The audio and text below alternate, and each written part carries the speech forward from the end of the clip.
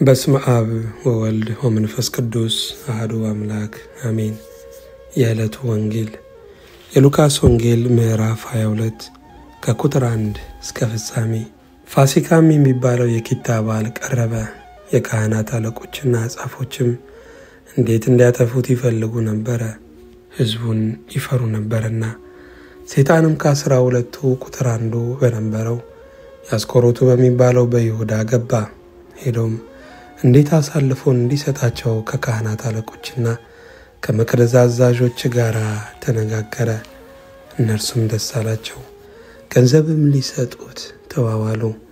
እሺም አለ። ሕዝብም በሌለበት አሳልፎ እንዲሰጣቸው ምቹ ጊዜ ይፈልግ ነበር። ፋሲካንም ሊያርዱበት የሚገባው የቂጣ በዓል ደረሰ። ጴጥሮስንና ዮሐንስንም ፋሲካን እንድንበላ ሄዳችሁ አዘጋጁልን ብሎ ላካቸው። እነርሱም ወዴት እናዘጋጅ ዘንድ ትወዳለህ አሉት። እርሱም አላቸው፣ እነሆ ወደ ከተማ ስትገቡ ማድጋ ውሃ የተሸከመ ሰው ይገናኛችኋል። ወደሚገባበትም ቤት ተከተሉት። ለባለቤቱም መምህሩ ከደቀ መዛሙርቴ ጋር ፋሲካን የምበላበት የእንግዳ ቤት ክፍል ወዴት ነው ይልሃል በሉት። ያም በደርብ ላይ ያለውን የተነጠፈ ታላቅ አዳራሽ ያሳያቸዋል። በዚያም አሰናዱልን። ሄደውም እንዳላቸው አገኙና ፋሲካን አሰናዱ። ሰዓቱም በደረሰ ጊዜ ከ12 ሐዋርያት ጋር በማዕድ ተቀመጠ። እርሱም ከመከራዬ በፊት ከእናንተ ጋር ይህንን ፋሲካ ልበላ እጅግ እመኝ ነበር እላችኋለሁና በእግዚአብሔር መንግሥት እስኪፈጸም ድረስ ወደፊት ከዚህ አልበላም አላቸው። ጽዋንም ተቀበለ፣ አመስግኖም ይህንን እንካችሁ በመካከላችሁም ተካፈሉት እላችኋለሁና የእግዚአብሔር መንግሥት እስክትመጣ ድረስ ከአሁን ጀምሮ ከወይኑ ፍሬ አልጠጣም አለ። እንጀራንም አንስቶ አመሰገነ፣ ቆርሶም ሰጣቸውና ስለ እናንተ የሚሰጠው ሥጋዬ ይህ ነው፣ ይህን ለመታሰቢያ ያድርጉት አለ። እንዲሁም ከራት በኋላ ጽዋውን አንስቶ እንዲህ አለ፣ ይህ ጽዋ ስለ እናንተ በሚፈሰው በደሜ የሚሆን አዲስ ኪዳን ነው።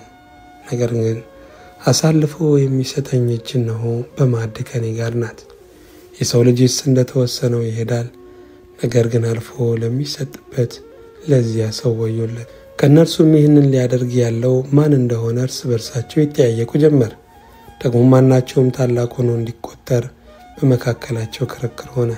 እንዲህም አላቸው፣ የአሕዛብ ነገሥታት ይገዟቸዋል፣ በላያቸውም የሚሰለጥኑት ቸርነት አድራጊዎች ይባላሉ።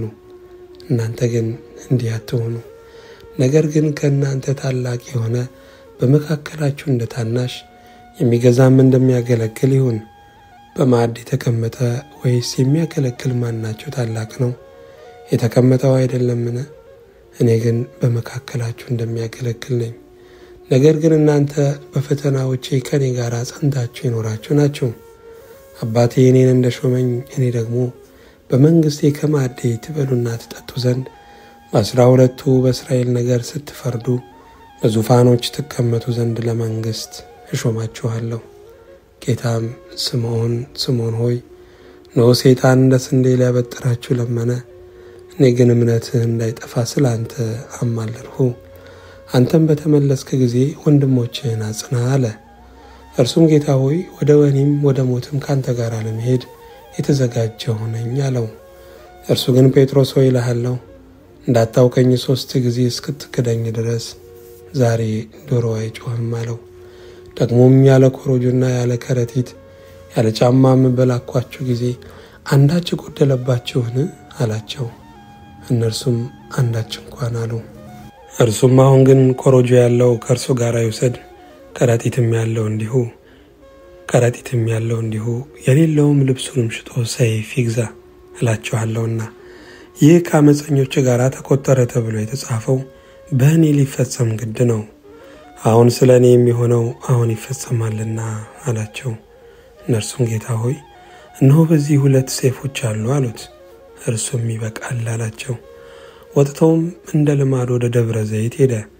ደቀ መዛሙርቱም ደግሞ ተከተሉት። ወደ ስፍራውም ደርሶ ወደ ፈተና እንዳትገቡ ጸልዩ አላቸው። ከእነርሱም የድንጋይ ውርወራ የሚያህል ራቀ። ተንበርክኮም አባት ሆይ ብትፈቅድ ይህችን ጽዋ ከኔ ውሰድ፣ ነገር ግን የኔ ፈቃድ አይሁን ያንተ እንጂ እያለ ይጸልይ ነበር። ከሰማይም መጥቶ የሚያበረታ መልአክ ታየው። በፍርሃትም ሲታታር አጽንቶ ይጸልይ ነበር። ወዙም በምድር ላይ እንደሚወርድ እንደ ደም ነጠብጣብ ነበር። ከጸሎትም ተነስቶ ወደ ደቀ መዛሙርቱ መጣና ከሐዘን የተነሳ ተኝተው ሲያገኛቸው ስለምን ትተኛላችሁ? ወደ ፈተና እንዳትገቡ ተነስታችሁ ጸልዩ አላቸው። ገናም ሲናገር እነሆ ሰዎች መጡ። ከ12 አንዱም ይሁዳ የሚባለው ይቀድማቸው ነበር። ሊስመውም ወደ ኢየሱስ ቀረበ። ኢየሱስ ግን ይሁዳ ሆይ በመሳም የሰውን ልጅ አሳልፈ ትሰጣለህን? አለው። በዙሪያውም የነበሩት የሚሆነውን ባዩ ጊዜ ጌታ ሆይ በሰይፍ እንምታቸውን? አሉት። ከእነርሱም አንዱ የሊቀ ካህናቱን ባሪያ መትቶ ቀኝ ጆሮውን ቆረጠው። ኢየሱስ ግን መልሶ ይህንስ ፍቀዱ አለ። ጆሮውንም ዳስሶ ፈወሰው። ኢየሱስም ወደ እርሱ ለመጡበት ለካህናት አለቆችና ለመቅደስ አዛዦች ለሽማግሌዎችም ወንበዴን እንደምትይዙ ሰይፍና ጎመድ ይዛችሁ ወጣችሁን? በመቅደስ ዕለት ዕለት ከእናንተ ጋር ስሆን እጆቻችሁን አልዘረጋችሁብኝም። ይህ ግን ጊዜያችሁ ነውና የጨለማው ሥልጣን ነው አላቸው። ይዘውም ወሰዱት፣ ወደ ሊቀ ካህናት ቤትም አገቡት። ጴጥሮስም ርቆ ይከተለው ነበር። በግቢ መካከልም እሳት አንድደው በአንድነት ተቀምጠው ሳሉ ጴጥሮስ በመካከላቸው ተቀመጠ። በብርሃኑም በኩል ተቀምጦ ሳለ አንዲት ገረድ አየችውና ትኩር ብላ ይህ ደግሞ ከእርሱ ጋር ነበር አለች። እርሱ ግን አንቺ ሴት አላውቀውም ብሎ ካደ።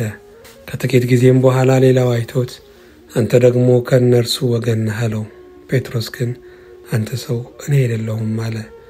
አንድ ሰዓትም የሚያህል ቆይቶ ሌላው አስረግቶ እርሱ የገሊላ ሰው ነውና በእውነት ይህ ደግሞ ከእርሱ ጋር ነበር አለ። ጴጥሮስ ግን አንተ ሰው የምትለውን አላውቅም አለ። ያን ጊዜም ገና ሲናገር ዶሮ ጮኸ። ጌታም ዘወር ብሎ ጴጥሮስን ተመለከተው። ጴጥሮስም ዛሬ ዶሮ ሳይጮህ 3 ጊዜ ትክደኛለህ እንዳለው የጌታ ቃል ትዝ አለው። ጴጥሮስም ወደ ውጭ ወጥቶ ምርር ብሎ አለቀሰ። ኢየሱስንም የያዙት ሰዎች ይዘብቱበትና ይደበድቡት ነበር። ሸፍነውም ፊቱንም ይመቱት ነበርና በጥፊ የመታ ማን ነው? ትንቢት ተናገር እያሉ ይጠይቁት ነበር። ሌላም ብዙ ነገር እየተሳደቡ በእርሱ ላይ ይናገሩ ነበር። በነጋም ጊዜ የሕዝቡ ሽማግሌዎችና የካህናት አለቆች ጻፎችም ተሰብስበው ወደ ሸንጓቸው ወሰዱትና ክርስቶስ አንተ ነህን? ንገረን አሉት። እርሱ ግን እንዲህ አላቸው፣ ብነግራችሁ አታምኑም፣ ብጠይቅም አትመልሱልኝም፣ አትፈቱኝም። ነገር ግን ካሁን ጀምሮ የሰው ልጅ በእግዚአብሔር ኃይል ይቀመጣል፣ በእግዚአብሔር ኃይል ቀኝ ይቀመጣል። ሁላቸውም እንዲያስ አንተ የእግዚአብሔር ልጅ ነህን? አሉት። እርሱም እኔ እንደሆንሁ እናንተ ትላላችሁ አላቸው። እርሱም ራሳችን ካፉ ሰምተናልና ከእንግዲህ ወዲህ ምን ምስክር ያስፈልገናል? አሉ። ምስጋና ለእግዚአብሔር ይሁን። የሐዋርያው የቅዱስ ጳውሎስ መልእክት ወደ ሮሜ ሰዎች ምዕራፍ 4 ከቁጥር 1።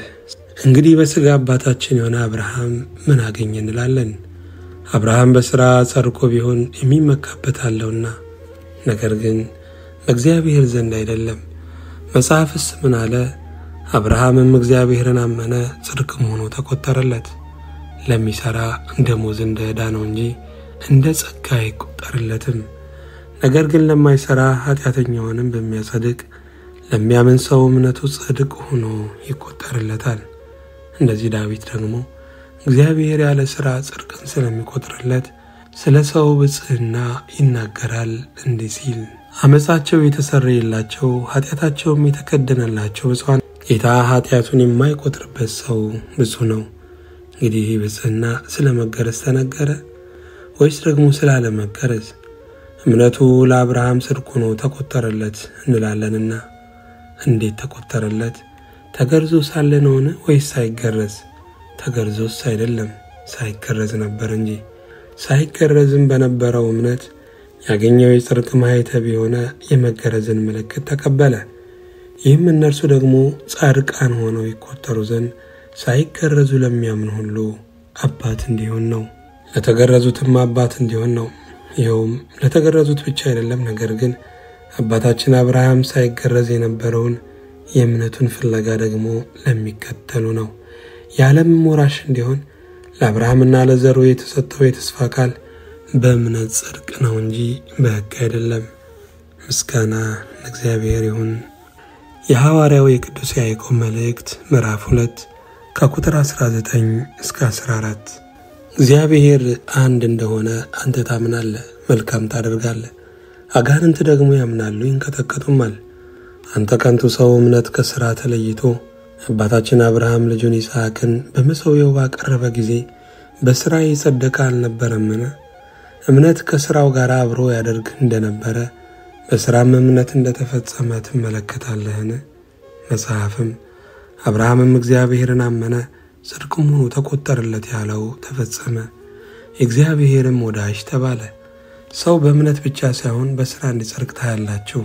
እንደዚሁም ጋለሞታይቱ ረዓብ ደግሞ መልእክተኞችን ተቀብላ በሌላ መንገድ በሰደደቻቸው ጊዜ በዚህችም የእግር ጫማ እንኳን የሚያህል ርስት አልሰጠውም። ነገር ግን ልጅ ሳይኖረው ለእርሱ ከእርሱም በኋላ ለዘሩ ርስት አድርጎ ይሰጠው ዘንድ ተስፋ ሰጠው። እግዚአብሔርም ዘሩ በሌላ ሀገር መጻተኞች እንዲሆኑ 400 ዓመትም ባሪያዎች እንዲያደርጓቸው እንዲያስጨንቋቸውም እንዲህ ተናገረ። ደግሞም እግዚአብሔር እንደ ባሪያዎች በሚገዟቸው ሕዝብ ላይ እኔ ፈርድባቸዋለሁ፣ ከዚህም በኋላ ይወጣሉ፣ በዚህም ስፍራ ያመልኩኛል አለ። የመገረዝንም ኪዳን ሰጠው። እንዲሁም ይስሐቅን ወለደ። በ8ኛውም ቀን ገረዘው። ይስሐቅም ያዕቆብን፣ ያዕቆብም 12ቱን የአባቶችን አለቆች። የአባቶችም አለቆች በዮሴፍ ቀንተው ወደ ግብፅ ሸጡት። እግዚአብሔርም ከእርሱ ጋር ነበረ። ምስጋና ለእግዚአብሔር ይሁን። የሉቃስ ወንጌል ምዕራፍ 12 ከቁጥር 8 እስከ 17።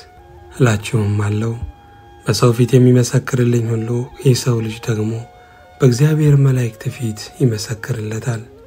በሰው ፊት የሚክደኝ በእግዚአብሔር መላእክት ፊት ይካዳል። በሰው ልጅም ላይ ቃል የሚናገር ሁሉ ይሰረይለታል። መንፈስ ቅዱስን የሚሰድብ ግን አይሰረይለትም። ወደ ምኩራቦችና ወደ መኳንንቶችም ወደ ገዢዎችም ሲጎትቷችሁ እንዴት ወይም ምን እንድትመልሱ ወይም እንድትናገሩ አትጨነቁ። መንፈስ ቅዱስ በዚያች ሰዓት ልትናገሩ የሚገባችሁን ያስተምራችኋልና። ከሕዝቡም አንድ ሰው መምህር ሆይ ርስቱን ከኔ ጋር እንዲካፈል ለወንድሜ ንገረው አለው። እርሱም አንተ ሰው ፈራጅና አካፋይ በላያችሁ እንደሆን ማን ሾመኝ አለው። የሰው ሕይወት በገንዘቡ ብዛት አይደለምና ተጠንቀቁ፣ ከመጎምጀትም ሁሉ ተጠበቁ አላቸው። ምሳሌም ነገራቸው እንዲህ ሲል፣ አንድ ባለጠጋ ሰው እርሻው እጅግ ፍሬያማ ሆነችለት። እርሱም ፍሬዬንም የማከማችበት ስፍራ አጥቻለሁና ምን ላድርግ ብሎ በልቡ አሰበ። እንዲህም አደርጋለሁ፣ ቁጠሬን አፍርሼ ሌላ የሚበልጥ እሰራለሁ፣ በዚያም ፍሬዬንና በረከቴን ሁሉ አከማቻለሁ። ነፍሴንም አንቺ ነፍሴ ለብዙ ዘመን የሚቀር ብዙ በረከት አለሽ፣ ረፊ ቢጠጪ ደስ ይበልሽ እላታለሁ አለ። እግዚአብሔር ግን አንተ ሰነፍ፣ በዚች ሌሊት ነፍስህን ከአንተ ሊወስዷት ይፈልጓታል፣ ይህስ የሰበሰብከው ለማን ይሆናል አለው።